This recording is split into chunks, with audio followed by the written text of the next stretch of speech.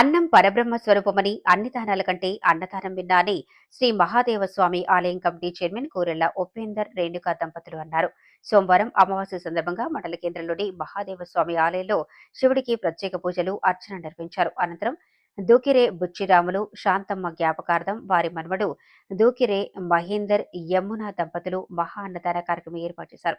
ఈ సందర్భంగా చైర్మన్ మాట్లాడుతూ పేదల ఆకలిని తీర్చేందుకు దాతల సహకారంతో అన్నదానం ప్రతి నెల అమావాస్య రోజున ఏర్పాటు చేయడం జరుగుతుందని, ఈ కార్యక్రమానికి ప్రతి ఒక్కరూ సహకరించాలని వారు కోరారు.